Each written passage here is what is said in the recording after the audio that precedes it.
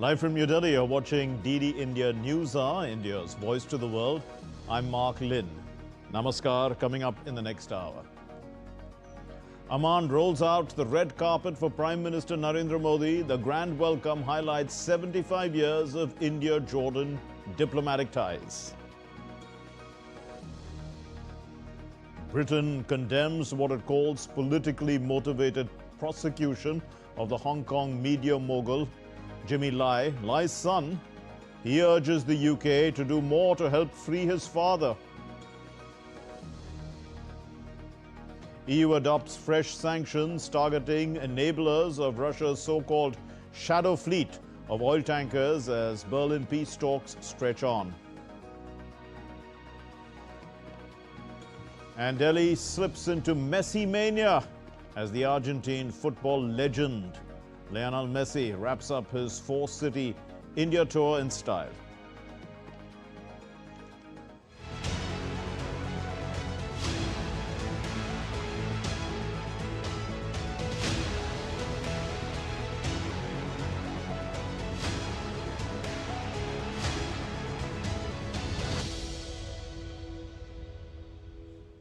Prime Minister Narendra Modi arrived in Jordan's Amman on a two-day visit. Jordan's Prime Minister Jafar Hassan, he received Prime Minister Narendra Modi at the airport, and along with the Jordanian Prime Minister, the Industrial Minister, the Mayor of Amman, the Governor of Amman, the Director of the Metropolitan Security, they were all present at the airport. This is the Prime Minister's first full-fledged bilateral visit to Jordan after 37 years. Now, the visit is even more significant as India and Jordan are celebrating 75 years of diplomatic ties. Prime Minister Modi also received a guard of honor. During the visit, Prime Minister Modi is scheduled to hold talks with the King of Jordan, King Abdullah II, to review the full spectrum of bilateral ties and exchange views on key regional and global developments.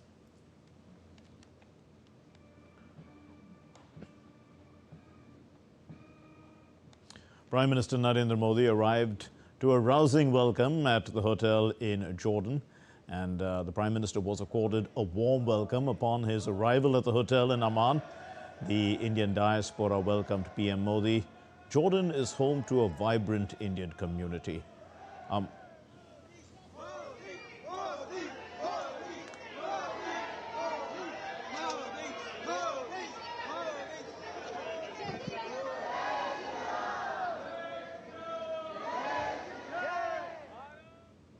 Amman came alive with India's rich cultural tapestry. As Prime Minister Modi enjoyed captivating performances, the Indian community took center stage, presenting graceful renditions of classical Kathak and Bharatanatyam dances that highlight the depth of India's artistic heritage.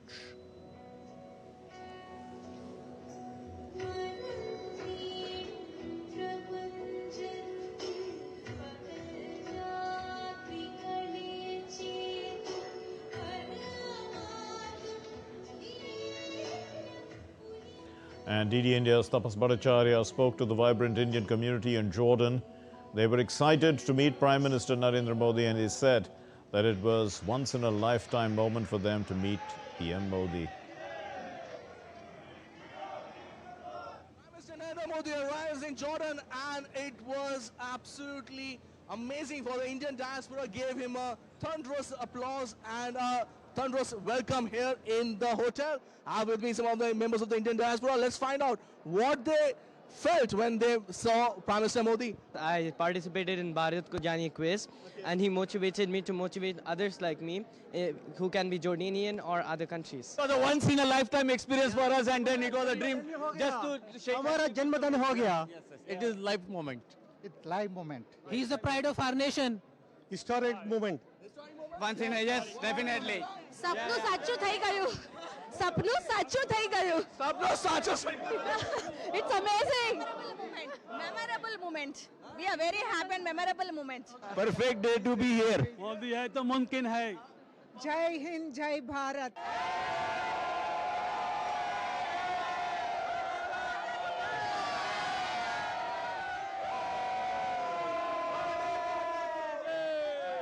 you were performing what, Kathak, Bharatanatyam. How was feeling? I was feeling, performing in front of Prime Minister Modi. Quite exciting. I was very nervous, but he was, he was very kind to just stand and watch my performance, the whole performance, and he did, he took a photo with us, and it was so, it was overwhelming for me, and this moment I'll cherish in my life forever. What about you? You were also performing. Yes, I was performing Kathak, and he was really humble to us, and he watched our performance like with the patience, which was really like a proud moment for me, and I felt really delighted. Prime Minister was going through, a lot of people were shouting his name. That must have been an adrenaline rush, isn't it? Yeah, it was such a surreal feeling to see him, and I just took a chance to shake his hand, and he shook back, so I was really happy about that. I am so thrilled. I don't know what to say, because when he passed by when I was standing there, I could not speak anything, because I wanted to shake my hand, I wanted to say that I share my birthday with him, but I couldn't say anything. I was speechless. I felt fabulous. I felt very kind, that he was very kind and generous. I talked to everyone. How was the feeling, with all these Indians shouting, taking Prime? Super, ceremony, we've never had such a ceremony in the hotel before. So the energy must have been amazing. Amazing. As I said, this is the first time we've had such a welcoming reception. It was really amazing. The Indian community in Jordan did a fantastic job. The hotel management did so well. It was just amazing to receive His Excellency Modi. So all these people have come here. They were thrilled to be part of a history in the making, and why not? India-Jordan celebrating 75 years of diplomatic relationship, a friendship that will grow from now to a different level altogether. With Kapos and Ashish, this is Tapas Bhattacharya for TD India from Amman, Jordan. And Tapas Bhattacharya is standing by. He is joining us now from Amman for more. Tapas, let's simply put into context, why is this visit important for Jordan, and also why is it important for India? Well, good evening, Mark. Let me start with first question. Why is it important for Jordan? Well, even though it's in West Asia, there is a scarcity of energy. There's a scarcity of oil. Jordan doesn't have oil as its reserve, and in fact, it buys or borrows oil from its neighboring countries like Saudi Arabia, Iraq, Iran, and so on and so forth. So that's one of the issue that they have. So what is the next way to deal with energy scarcity? Well, you have to move towards new or renewable form of energy.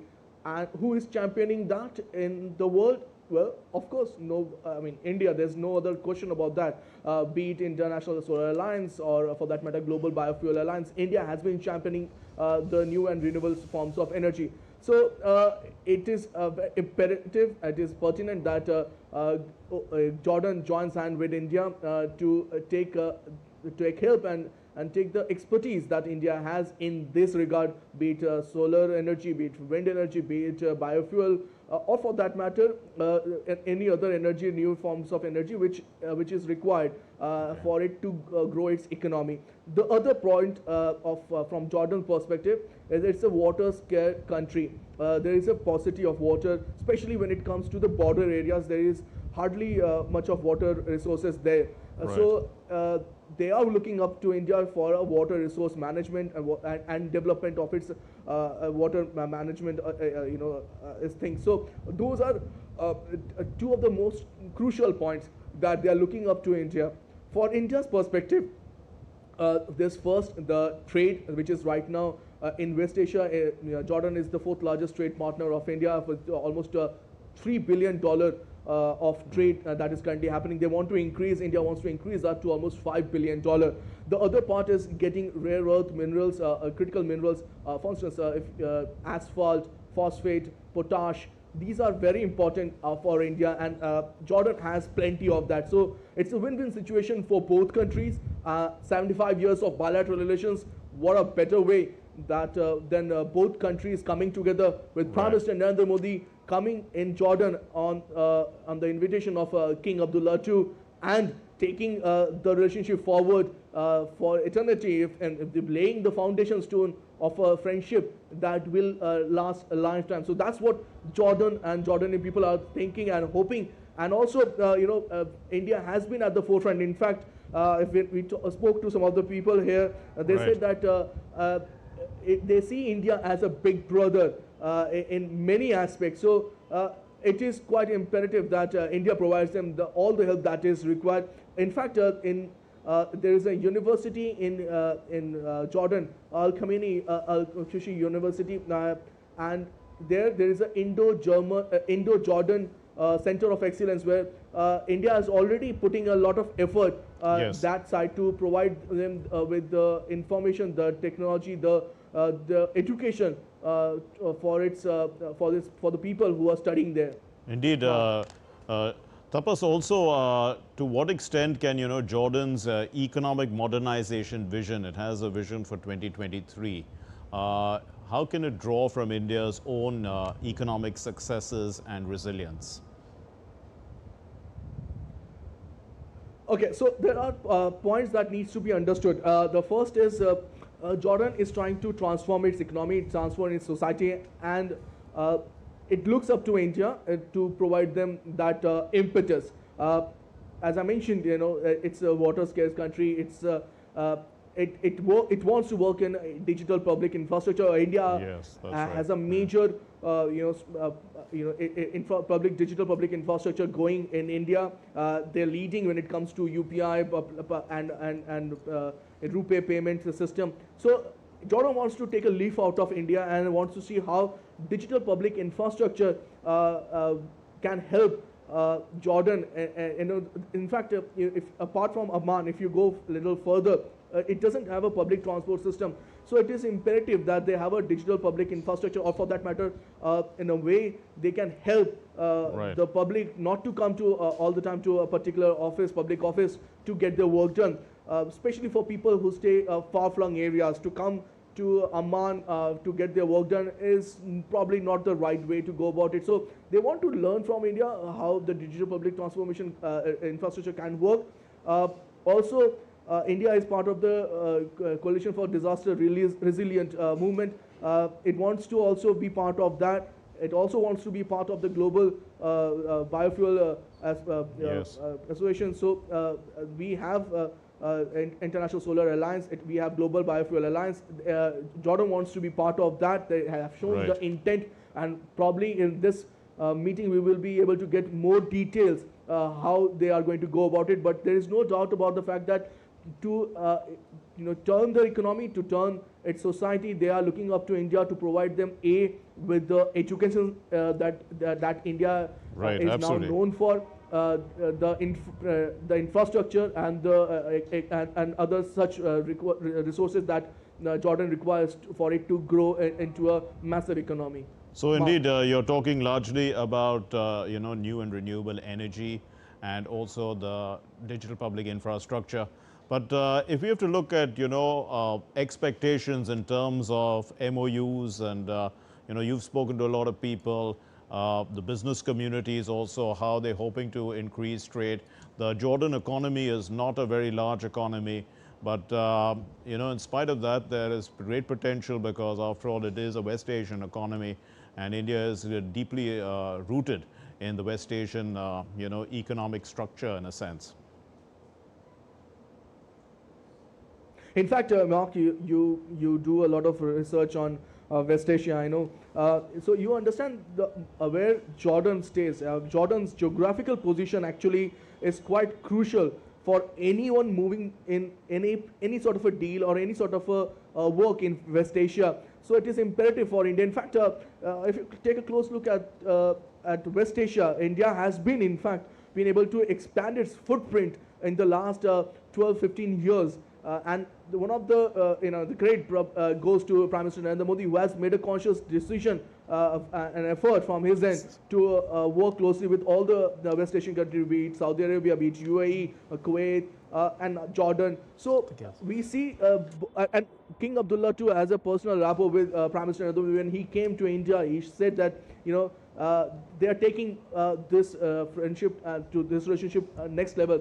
And at the 75 years of their bilateral relations, it's quite important that they don't stop here. They take it further. And as I mentioned, some of the MOUs that they're supposed to be signed. Right. We're getting some visuals coming in from Amman right now, and here we see Prime Minister Narendra Modi was received by the King of Jordan, King Abdullah II, at the presidential palace in Amman. And this is Prime Minister's first full-fledged bilateral visit to Jordan, the first by an Indian Prime Minister in 37 years.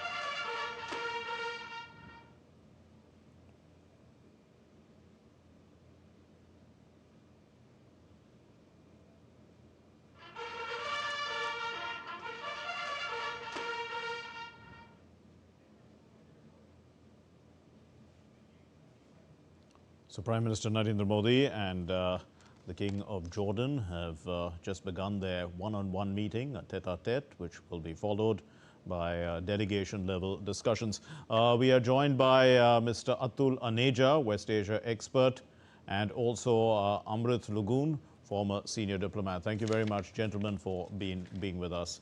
Mr. Aneja, let me start with you. So the 75th anniversary of India-Jordan diplomatic ties. So, I mean, let's understand the symbolism. Why is it important, and why do we keep referring to the 75 years? Is this a new chapter going to begin? You know, are we strengthening bonds? What's happening here? Yeah, Mark, I think it's very important to see the symbolism. 75 years shows the endurance and durability of the relationship. But more importantly, I think is also, if you look at Jordan, and if you look at its geographic location, it's not just Jordan, but Jordan in some way is geographically located in the heart of West Asia, Middle East, whichever way you want to call it. If you look at it geographically, Mark, it has, you know, it's about an hour and a half drives to Jerusalem. So it's right on the heart of the Israel-Palestine conflict. It also shares a border with Syria, it shares a border with Iraq, and it shares a border with Saudi Arabia. It's a pivotal state in the heart of this region. So establishing relationships also in a way gives an opportunity to establish connectivity in the wider region. And finally, if you look, Mark, from a geostrategic perspective, you have this IMEC, Middle East Economic Corridor. Now, if you look at the geography of Jordan, it has this port of Aqaba. So if you see Aqaba, it is right opposite the Israeli port of Eilat. I mean, you can see I've been there, so you can see the lights of Eilat and even traffic from this side, from Aqaba. So since Haifa is going to be, in Israel is going to be part of the IMEC, I see no reason why Jordan can't join this much larger initiative. So coming to your original point, 75 years, but there's so much more to look forward to, because it is not just a bilateral element here. This is a part of a new world order which is emerging, in which the region plays a very important role. But more importantly, India expanding its footprint quite solidly across geographies, including Global South, which will come later when we talk about Ethiopia, which is one part of the visit of the Prime Minister. But getting more deeply involved in the region with Jordan as a gateway. Indeed. Ambassador Lugun, if we look at Jordan's role in the region, I mean, it is a custodian of a lot of the religious sites that are in Israel, and they have a good diplomatic relationship with Israel based on this. How do you look at, the role that Jordan plays in the region, and why, I mean, the relationship between India and Jordan is important also in the context of this this region which has always been, seen from the lens of conflict? Yeah, I mean Jordan, as Mr. Nija was saying, is very strategically located, and it's right on the hotbed of the region. And 75 years is very important because right after India became independent in 1947, Jordan was one of the first countries with whom diplomatic relations were established. And Israel, which is a bordering country and which has been in the news, and that time, so many wars happened. The 1948 conflict, then 1967 Arab-Israeli conflict, and then 1973, this Arab-Israel war, where Sinai Peninsula was taken over by Israel of Egypt and the West Bank, etc., which used to be part of Jordan. So in spite of all these upheavals, and then the PLO headquarters, PLO in that time India had good relations, had shifted from West Bank to Jordan, and King Abdullah, the father, and now King Abdullah, they have been playing a very moderating role in the region. We hear of so much hardline groups coming up here and there in Syria, in Iraq, but so far Jordan looks to be immune at present. And when King Abdullah had visited India in 2018, he addressed a dialogue on this Islamic culture in the region, trying to portray the good side of Islam. So Jordan, the relations have grown, and this is also shown in the trade figures. Like if we go back about 15 years back to around 2008, we have seen the statistics. Our bilateral trade was 1.8 billion US dollars. Yes. And it was tilted heavily in favor of Jordan. Their 70% consisted of their exports and roughly 30 or 25% of us, because we used to import a lot of phosphoric acids, yes, from Jordan. Phosphates and potash. Big agriculture, potash and derivatives. So Jordan continues to be the exporter of same products, but if we see the latest figures, which is close to $3 billion, 2.88, and the balance has become now more or less even. Okay. Because India has been able to diversify its exports, in electrical goods, machinery. When King Abdullah, current king, was there in 2018, an MOU to set up an IT center was signed, and that is start functioning. Our investments in the textiles and other sectors, because to take advantage of Jordan's free trade, MOUs with USA, Europe, So 1.5 billion. That way, this is a very crucial time to have this visit. Indeed. And 75 years, a good this thing. Indeed. So you've highlighted the symbolism as well. Let me turn once again to our correspondent Tapas Bhattacharya, who's in Amman. Tapas, so the meeting between Prime Minister Narendra Modi and the Jordanian king, King Abdullah II, is currently on. Put this into context. What is the program of the Prime Minister for the rest of the day? Well, as I mentioned earlier also, Mark, that King Abdullah II sees Prime Minister Narendra Modi as a true friend. In fact, remember when the Pahalgam terror attack took place, Jordan King, King Abdullah II, was one of the first person to condemn the attack and call up Prime Minister Narendra Modi and sympathize with him, and also told him that they are with India. So it kind of shows the kind of thought process they have when they came in 2018. Also at that time, we saw how the king mentioned the fact that it's time for both the countries to take the friendship to a different level altogether. So and as I mentioned, Prime Minister came here in Jordan on the invitation of King Abdullah II. So it's part of a larger point, as I mentioned, that it is imperative for India to have a major foothold in West Asia. As geographically, Jordan is in such a place where any sort of a peace deal, any sort of a movement here requires Jordan on board. So it is important to have Jordan on your side. Second, and very importantly, remember in G20, India mentioned the fact that they want to create a new route, which will be the West Asia, the economic corridor, the economic corridor towards to Europe, the West Asia economic corridor to Europe. That's something that India was talking about in G20, and even though Jordan was not earlier part of that, it has come on board and it is now a part of that particular corridor. So India would require Jordan for that particular transit route that they are talking about, creating a new route that will be there for India all the way to Europe. So that will also again be a major point of interaction when both the leaders will have a bilateral talk, or for that matter, they have a tete-a-tete with each other. So that's one point of it. The other point that is quite crucial, and that's something that India also needs to, and both countries actually needs to have a close understanding, is how they can help each other in overcoming the deficiencies that other countries have. For instance, as I mentioned, critical raw minerals, critical energy requirement, India requires certain minerals from Jordan, for that matter, potash, asphalt.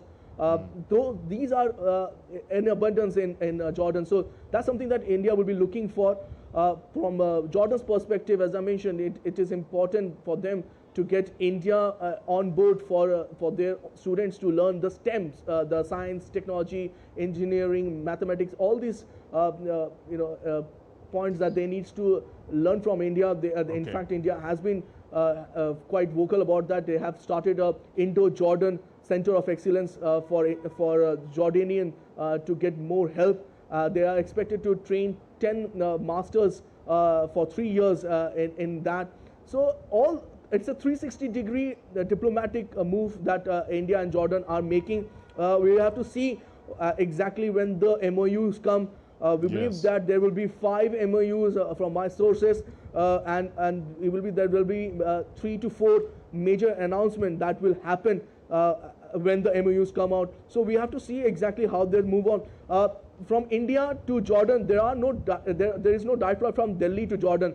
They started a direct flight from Mumbai to Jordan. We believe that a Delhi to Jordan flight will also start very soon. So a decision may come in that regard also very soon. So keeping fingers crossed and hoping that something, when the MOUs get signed, we get more detail on that. Indeed, we leave it for the moment. Thanks very much, Tapas. We'll come back to you when there's more developments taking place in Amman. For the moment, let's continue with Mr. Atul Aneja and Ambassador Amrit Lagoon. Mr. Aneja, if we look at the Indian diaspora, there are about 17,000 to 20,000 people there. To what extent, are they playing the role of this, of the living bridge in a sense to build the relationship? When we are looking at, as Tapas was saying, a lot of new areas in the cooperation between the two countries, especially in renewable energy and in the field of ICT. Yeah, Mark.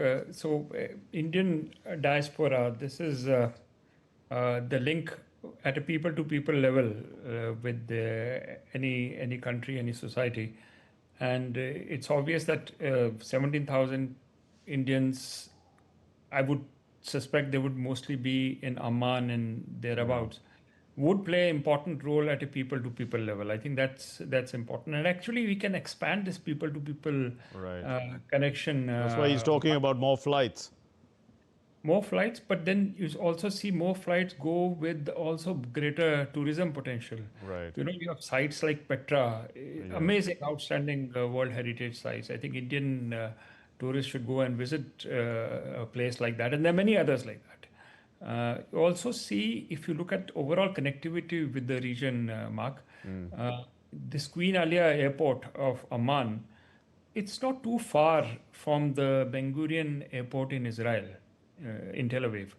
if you look at the overall picture, and Jordan and Israel have have a relationship, blow hot, blow cold, but they have a connection with each other. And so it can become part of an overall connectivity, not only for Jordan, but also for Israel. More flights, which you're talking about. So these are important elements which are showing a transition and a change, Mark. And that is, I think, the most important element going forward. The entire region, West Asia, Middle East is changing very, very rapidly. You have, for example, this Abraham Accords, for example. Israel normalizing relationship with most of the Gulf countries minus Saudi Arabia. That's happening. And India is part of this I2U2 as well and plugged into this entire new Middle East which is emerging. So Jordan becomes part of that. So I think India is now plugging into not just at a bilateral level, but really this is a part of a much bigger regional initiative which we can talk about. Indeed. Ambassador Lagoon, so if we look at that initiative, we can see that I mean, this would help in India in terms of counterterrorism cooperation, in understanding the objectives of counterterrorism cooperation at the global level, and also in terms of the rest of the Prime Minister's visit as well. Ethiopia, Oman. How does it help India sort of play an important role in Asia as well as Africa, or West Asia and Africa? I mean this. So Mark, this Ethiopia, as you know, Ethiopia is in terms of population one of the largest countries in Africa, and also it hosts the headquarters of African Union. And it has been hosting a lot of meetings. So, and African Union, when India hosted the G20 meeting, has been made part of the African Union. So, and Ethiopia, of course, we have historic relations going back a long time. And India has issued a lot of lines of credit. So that gives a symbolism of Prime Minister's visit to the headquarters of African Union. Of course, it's a bilateral. And then Oman, of course, again, being part of the Gulf and the Arab region. So it's very important. And Oman-India relations also are very, very historic. Incidentally, with both Ethiopia and Oman, unlike Jordan, we'll be celebrating 70 years of our diplomatic relations. Yes. So both are 7 decades. These are very important footprints. Also, both the countries, Ethiopia, which is now population-wise one of the largest in Africa, and Oman, which is very strategically located just in the neighborhood of India in terms of just the Arabian Sea separating the two sides. And of course, there is a huge Indian community in Oman. Indeed. So bigger diaspora. Right. Ethiopia, we are running short of time because we are following a bulletin format here. So a last question to you, Mr. Aneja, about, you were talking about the regional issues. And in terms of regional security, what about the maritime sector and, in the Red Sea as well? I mean, is India going to play a role here as well? Yes, if you take in totality, yes, it starts with Aqaba, as I said, from Jordan. But if you go further down, the ambassador was talking about Oman. You have this Duqm as a port, which is also given certain maritime facilities for the Indian Navy. So that becomes an important part in terms of overall maritime security. And then we go further in the direction of Djibouti, where we don't have any particular base or anything. But if you look at Ethiopia, Ethiopia is very close to Djibouti. So that also has an element of security of the Red Sea lanes. So essentially, yes, maritime security, Indian Ocean, especially these waters, that is one part of the one element, one major spur of the Prime Minister's visit to the region. Right. Indeed, I'm told that we are standing by for more visuals coming in from Amman. So I'll continue with this discussion. Ambassador Lagoon, so, Jordan has a policy, I mean, an economic modernization policy. Their economy, they want to grow it. And what best, I mean, a better way to link with one of the fastest growing economies of the world. And we are also talking about DPI and things like that, which are successful models which can be replicated. To what extent, can India and Jordan cooperate in terms of this vision, of planning? India has, of course, the vision of Viksit Bharat by 2047, and Jordan is looking at, modernizing their economy as well. Yeah, in Indian fertilizers companies, for example, have had joint ventures, taking advantage of the phosphorus deposits in Jordan to set up industries there. Of course, with India importing majority of the products. Then also lately, in the textiles. Ambassador Lagoon, let me stop you there for a moment because we're getting some visuals coming in, and these are highlights of a special welcome in Amman. Came in a little earlier. India and Jordan will keep working closely to further global good.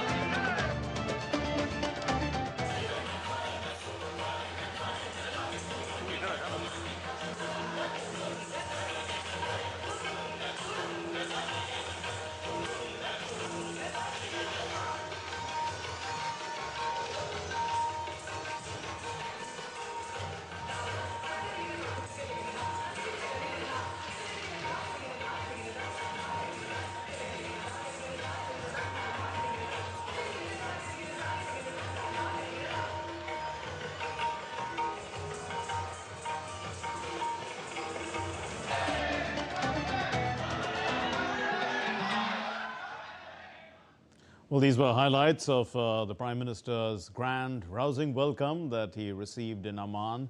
And currently, the Prime Minister is in talks with Jordanian King Abdullah. We'll get you updates on that as and when we have those updates. But for the moment, let me thank our guests who have joined us in the program so far. Ambassador Amrit Lagoon, former senior diplomat, and Mr. Atul Aneja, West Asia expert. Thanks for being with us and helping us understand this program a little better. Thank you very much. Thank now, you. Welcome. You're watching DD India Newshour, and let's continue. A day after two gun.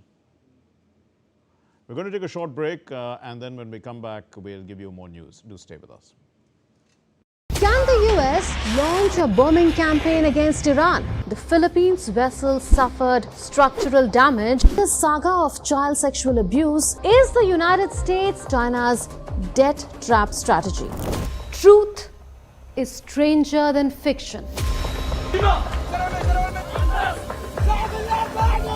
But sometimes hard to uncover.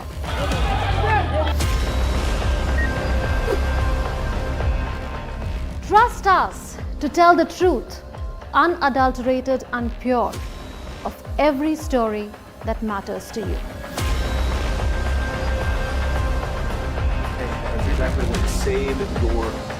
You read between the lines, cut the clutter, and connect the dots to get you the full picture. Watch Connecting the Dots at these times with me, only on DD India. Welcome back. You're watching DD India Newshour, and let's continue with news now from Australia. A day after two gunmen killed 15 civilians and one attacker on Sunday, members of Sydney's Jewish community gathered near the site of the mass shooting at Bondi Beach on Monday evening to mark the second day of Hanukkah. And the shooting occurred at an open-air event celebrating the first day of a holiday organized by the Bondi branch of the Jewish organization Chabad.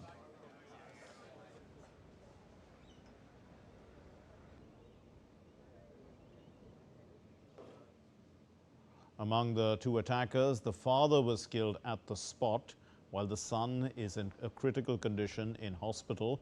The incident has been officially declared as a terrorist attack and an act of anti-Semitism by the Australian authorities.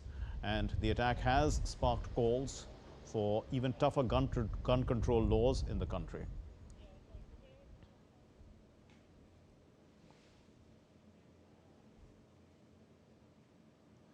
And Pope Leo on Monday prayed for the victims of Australia's worst gun violence in almost 30 years.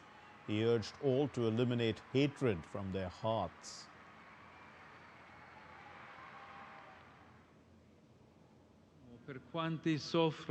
Let us pray for all those who suffer because of war and violence. In particular today, I wish to entrust to the Lord the victims of terrorist massacre carried out yesterday in Sydney against the Jewish community. Enough with these forms of anti-Semitic violence. We must eliminate hatred from our hearts. Basta con queste forme di violenza. The American actor, director, and political activist Rob Reiner and his wife were found dead at their Los Angeles home on Sunday. The police detectives are investigating the circumstances, treating the case as an apparent homicide.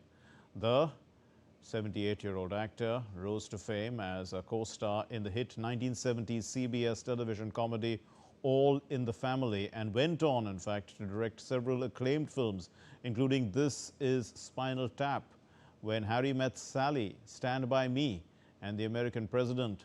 Fans and colleagues expressed shock and grief following news of Reiner's death.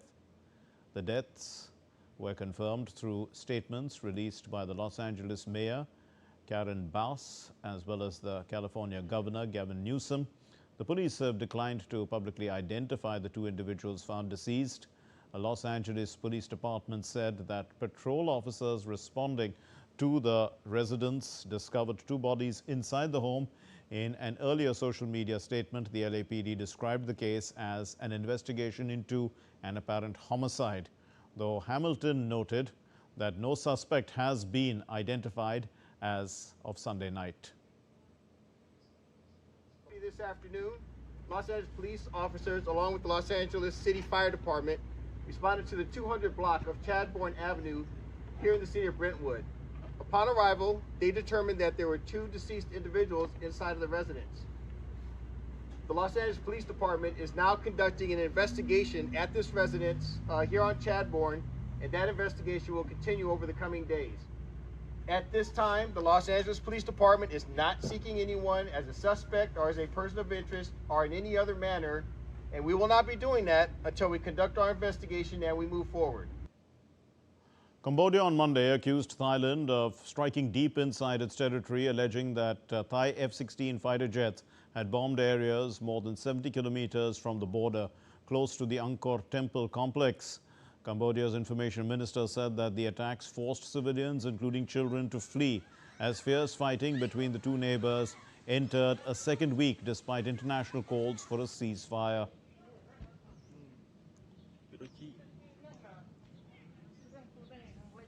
Meanwhile, Thailand said that it had halted fuel shipments through a key border crossing with Laos after intelligence suggested supplies were being diverted to Cambodian forces.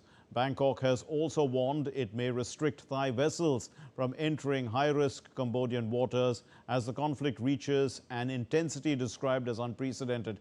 Clashes are ongoing at multiple points along the 817-kilometer frontier, displacing more than 500,000 people and also killing at least 38 on both sides.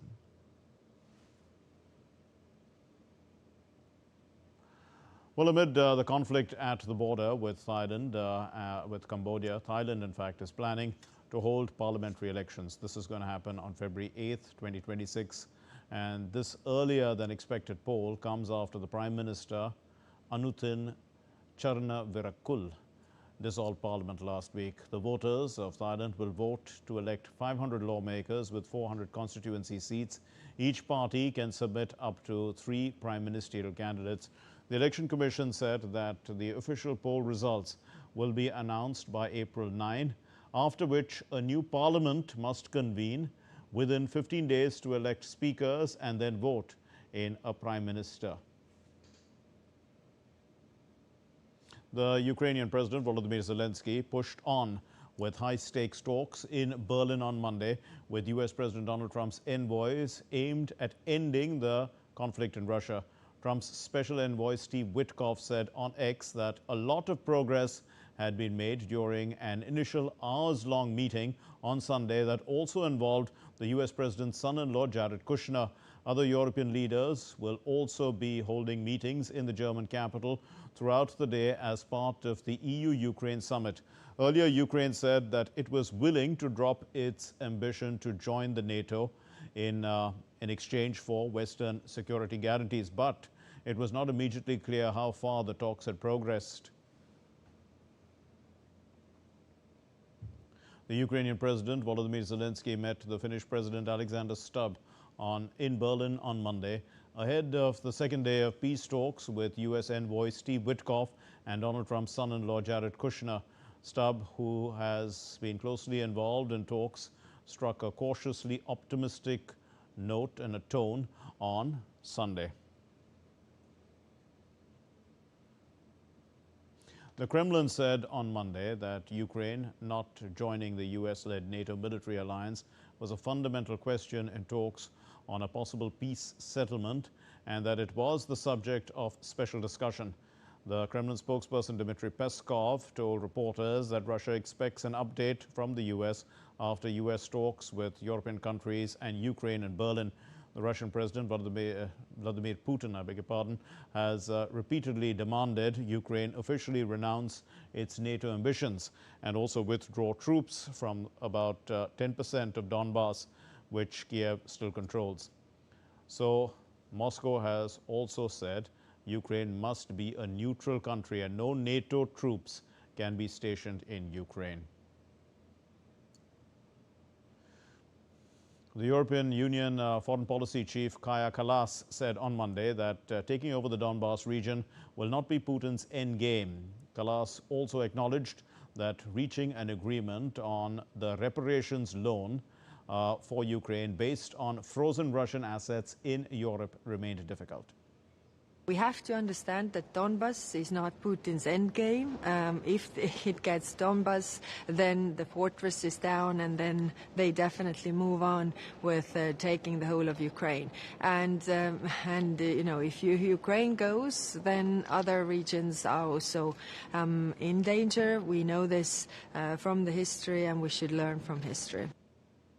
Lithuanian Foreign Minister also urged the EU to broaden sanctions against Belarus in response to ongoing hybrid threats, including recent disruptions to air traffic. This FAC meeting is really important for Lithuania, as we expect that colleagues ministers will agree and the Council will pass the additional criteria for the Belarusian sanctions regime. We're adding 3 points additionally to the current sanctions regime related to the hybrid activities against the European Union. Hong Kong's High Court on Monday found the tycoon Jimmy Lai guilty on 2 charges. Lai pleaded not guilty to 2 charges of conspiracy to collude with foreign forces in the city's most high-profile trial under a China-imposed national security law, and a charge of conspiracy to publish seditious material. And he faces a maximum penalty of life in prison when he is sentenced. Lai has already spent 5 years in jail, facing a slew of litigation under the sweeping security legislation that Beijing enacted in response to the 2019 protests. Hong Kong's Police National Security Department reiterated that the trial of the pro-democracy media tycoon Jimmy Lai is quite transparent. To reiterate that what we do is quite transparent. You can see that the trial for that is not something about the media. It's totally about a collusion activities with other countries, external power to endanger the national security. So something about the media, the freedom of the press, nothing about that. He indeed created the news. He used it to accomplish his own political agenda. That's our concern. Britain has condemned what it called the politically motivated prosecution of Hong Kong media mogul Jimmy Lai following the conviction under national security laws on Monday. The UK Foreign Office said the guilty verdict was unjust and renewed its call for Lai's immediate release. Meanwhile, Jimmy Lai's son, Sebastian Lai, at a press conference in London, urged the British government to take stronger action, saying his father's release should be made a condition for closer ties with China. Sebastian Lai also said that events over the past 5 years reflect a complete breakdown of Hong Kong's legal system. What we've seen today and actually over the past 5 years is a complete breakdown of the Hong Kong legal system. And I think with that, a trust in the Hong Kong legal system, and with that, a trust in Hong Kong as a financial center. Again, I can't speak on whether he would appeal or not, but I think it would be appealing in a system that is essentially broken and with a full deck of cards stacked against them. Well, still to come here on DD India News Hour. India's annual WPI inflation is at 0.32%, minus 0.32% in November, driven by lower food and fuel prices.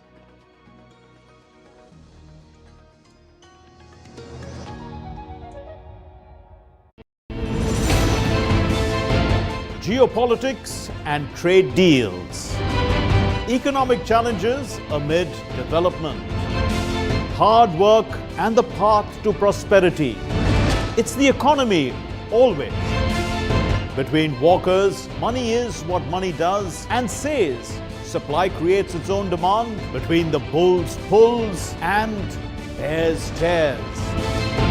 When supply chains globalization and India rises to the podium. We'll get you centered with the Economic Brief at 8 p.m. every Thursday on DD India.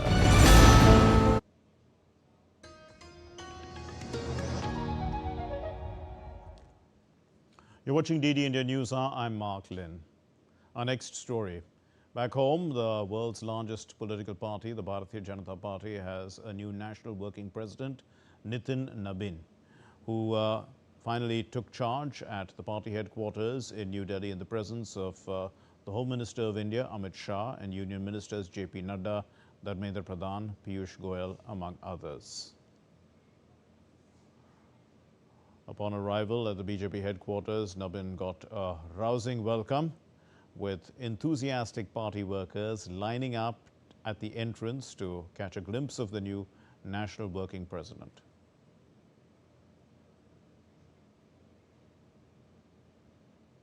The wholesale price inflation stayed in the negative territory for the second consecutive month in November at negative 0.32%, and the wholesale price index based inflation was at negative minus 1.21% in October and 2.16% in November last year.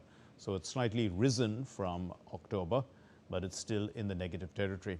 However, on an annual basis, the negative rate of inflation during November was primarily due to a decrease in prices of food articles, mineral oils, crude petroleum and natural gas, the manufacture of basic metals and electricity.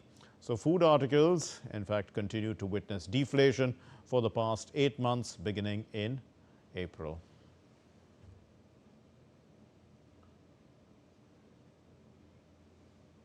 Let's get you the sports news now. And we'll begin with news about Messi. Well, the Lionel Messi GOAT, the greatest of all time, India Tour 2025 lit up Delhi with a spectacular football celebration at the Arun Jaitley Stadium. Lionel Messi, accompanied by Luis Suarez and Rodrigo de Paul, they spent time with Minerva Academy youngsters, interacting with them, posing for photographs and taking part in brief rondo session. Messi also met the ICC chairman Jai Shah, the Delhi Chief Minister Rekha Gupta and the DDCA President Rohan Jaitley.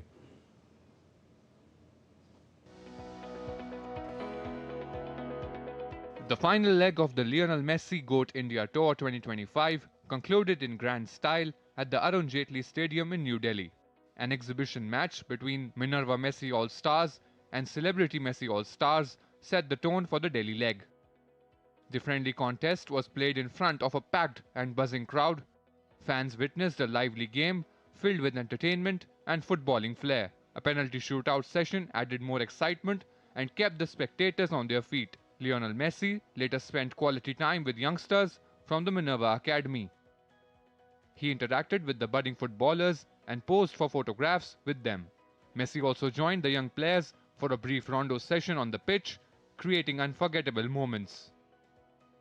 The football icon also met ICC Chairman Jai Shah, Delhi Chief Minister Rekha Gupta, and DDCA President Rohan Jaitley. Jai Shah presented Indian cricket team jerseys to the guests as a symbol of sporting unity. Messi was gifted a specially autographed cricket bat, blending footballing greatness with India's cricketing legacy. Adding to the moment, Jai Shah invited Messi to the upcoming T20 World Cup and presented him with a ticket. The Delhi leg of the tour celebrated not just Messi's greatness, but also the growing bond between the sport, youth, and inspiration in India. And with that, Lionel Messi's GOAT Tour to India 2025 draws to a close. From Kolkata to Hyderabad and from Mumbai and finally the capital, the visit has ignited passion, belief and ambition among football fans and young players alike. The event is over, but the inspiration Messi leaves behind is set to shape countless dreams across India. Narayan Singh for DD India, New Delhi. Well, that's all we have in this edition of DD India News Hour. Let's know your thoughts on the news of the day. And for those of you on the go, get the latest news and updates from India and across the world on the DD India mobile app. Available on both Android and iOS platforms. Scan the QR code and download it now. We'll be back with more news as it breaks here on DD India. I'm Mark Lynn from all of us here in Delhi. Thank you very much for watching DD India News Hour. Namaskar.